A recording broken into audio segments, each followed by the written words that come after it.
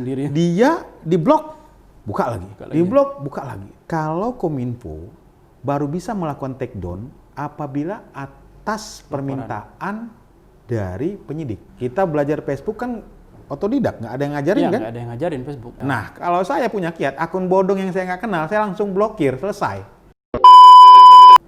Gimana nih kira-kira wajah internet di tahun 2021 nih, Pak?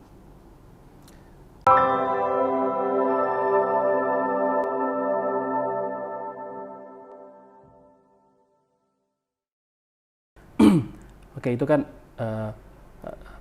latar belakang terus tantangan. Nah, setelah semua ya adalah beberapa tempat yang memang belum ada internet, tapi hampir seluruh wilayah Natuna ini sudah bisa merasakan bagaimana nikmatnya yang namanya internet. Nah, tentu internet ini kan seperti pedang nih, Bang. Ya. Mata dua, dia bisa melukai, dia bisa ke atas dan ke bawah, bisa sisi baik dan sisi negatifnya.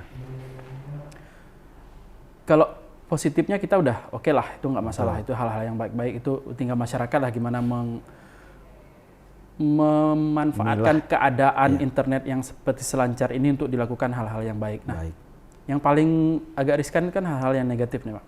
Ya.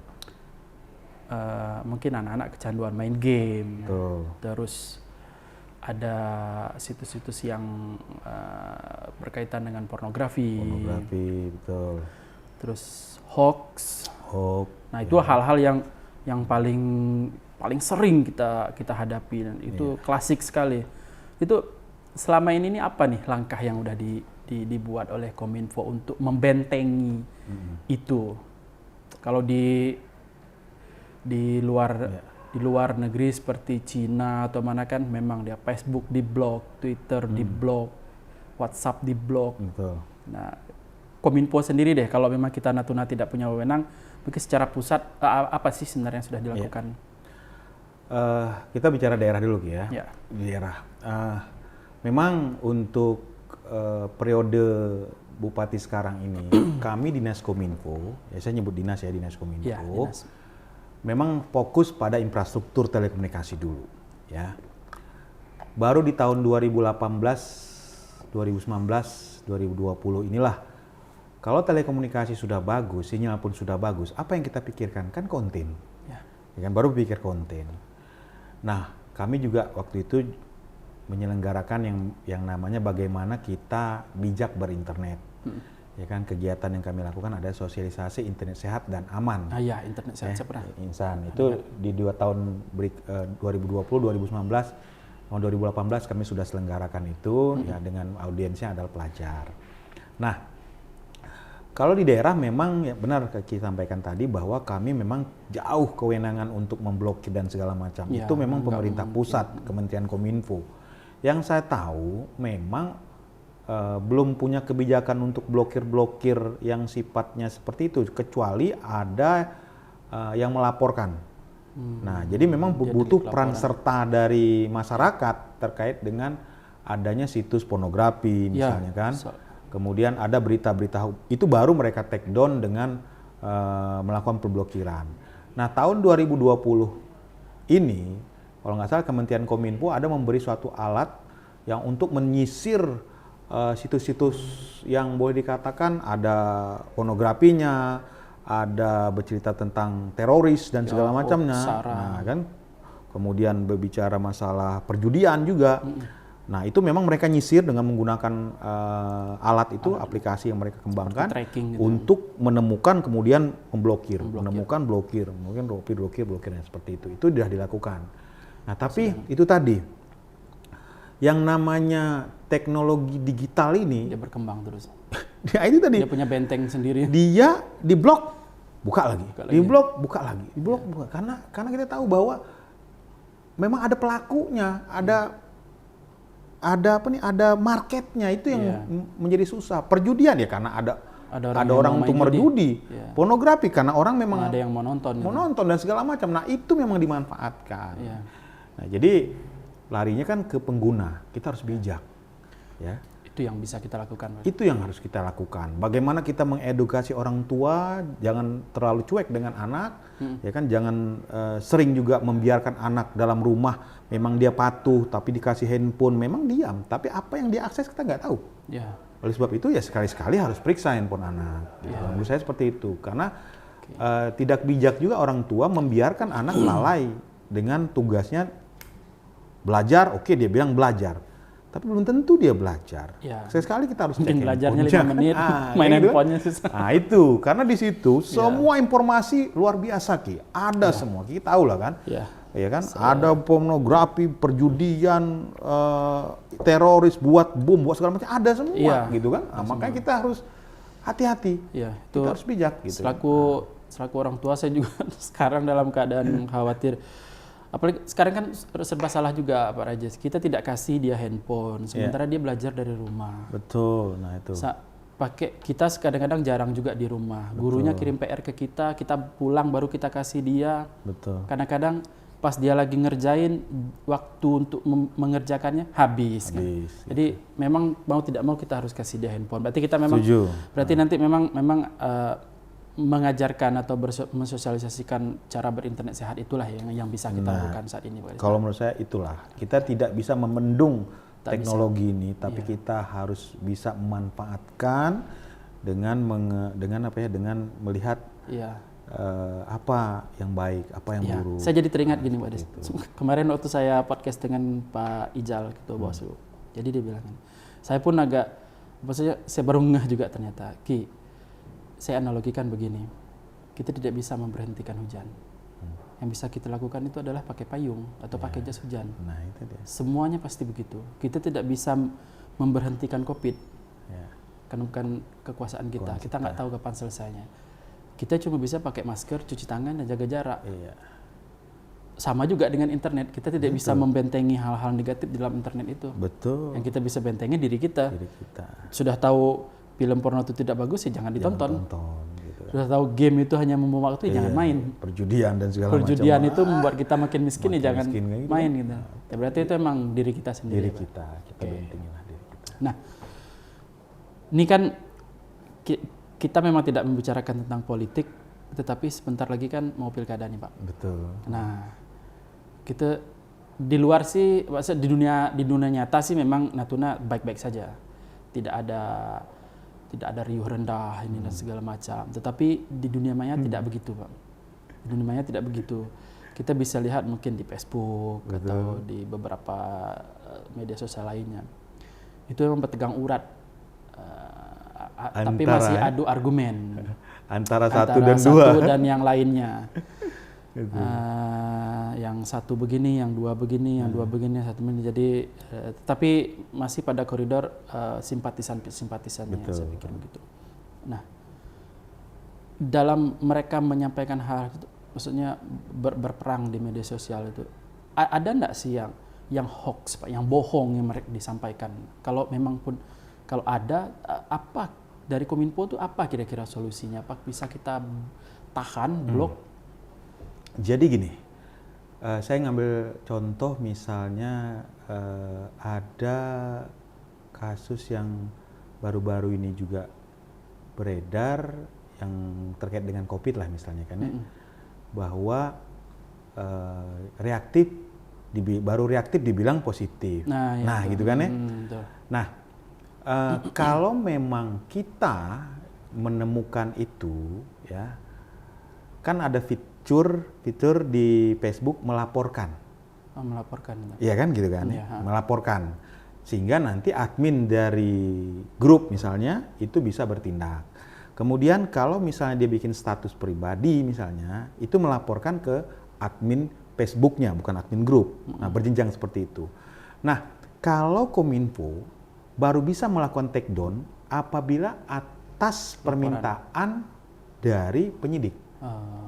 Itu, misalnya ada suatu kasus yang sudah kerana hukum, misalnya, akhirnya Facebook yang bersangkutan, status bersangkutan, bahkan grup Facebook itu bisa di take down, bisa kita take down oleh Kementerian Kominfo dalam hal ini, gitu kan ya.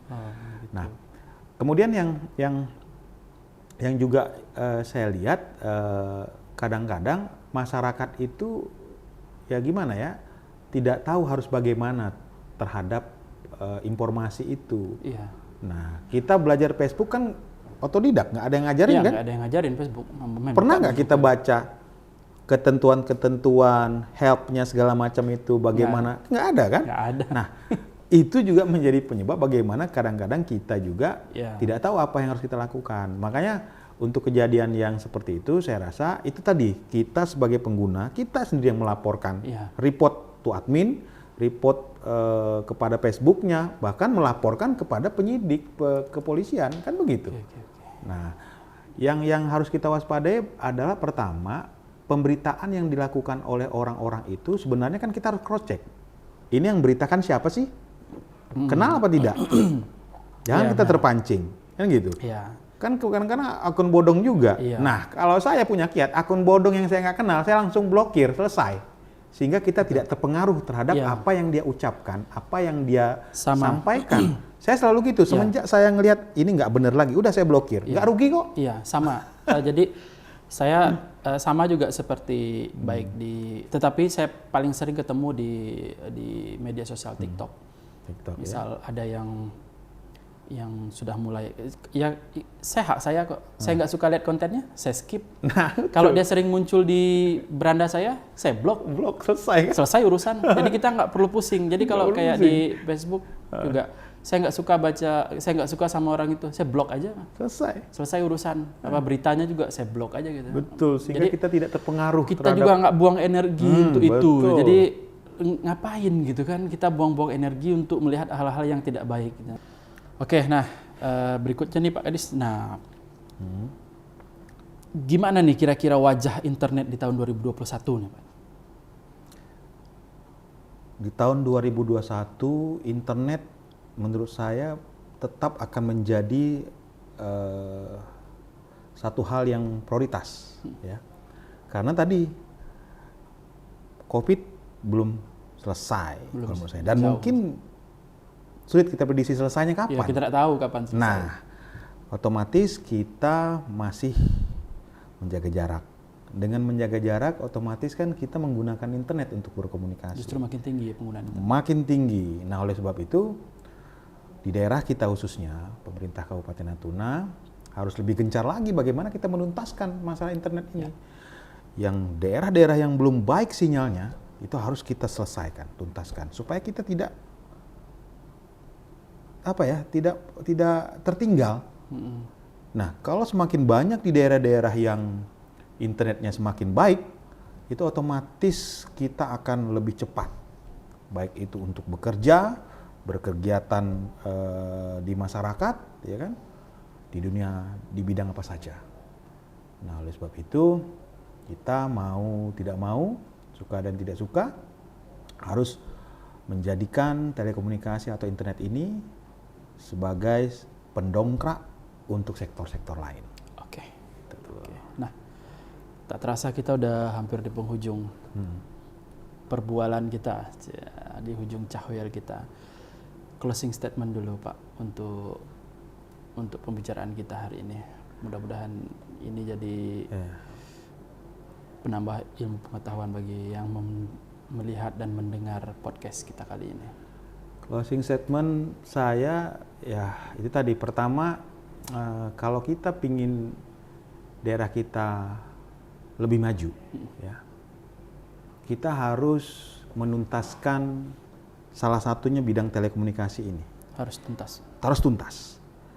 Dan kita tidak boleh menunggu juga, ya. Kalau kita menunggu berarti kita akan tertinggal. Nah, itu yang menurut saya perlu dijadikan acuan lah. Kedua, bagi masyarakat pengguna internet, ya, bijaklah menggunakan internet, ya kan.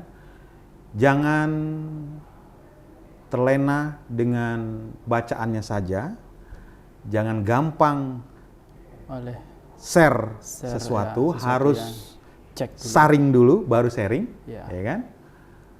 Kemudian cek dulu lah berita itu sumbernya dari mana, ya istilahnya bijaklah menggunakan media sosial. Dan yang terakhir, kita sebagai orang tua selalulah mewaspadai anak-anak kita menggunakan gadget ini. Itu saja dari saya. Terima kasih Pak Raja atas wejangannya atau atas waktu cahwelnya hari ini. Mudah-mudahan bermanfaat bagi masyarakat. Amin. Oke, para Kiki lovers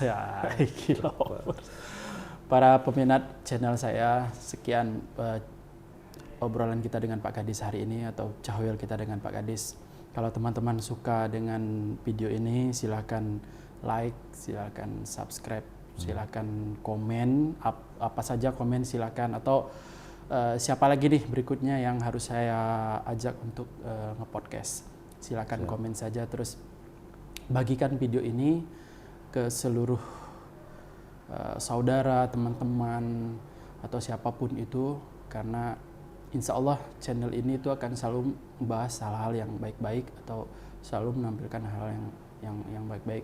Karena saya menghindari juga membangun channel itu dengan kontroversi yang tidak penting, karena itu akan merusak saya berikutnya nanti. Terima kasih, tetap semangat, tetap baik untuk menggunakan internet, dan jangan lupa selalu untuk buat hal-hal yang baik di dalam internet itu. Kita selalu membicarakan negatifnya tentang internet, atau contoh salah satu aplikasi TikTok, apalah harus joget-joget saja. Konten joget-joget itu banyak karena konten yang lainnya kurang. Mohon maaf, coba konten-konten yang lagi ngaji, belajar, berbagi ilmu, ceramah, ramaikan di media sosial manapun. Ketika dia sudah ramai di lini masa, dia akan jadi trending. Nah itulah akan menggeser sendiri dengan hal-hal yang negatif itu. Terima kasih. Assalamualaikum warahmatullahi wabarakatuh. Waalaikumsalam.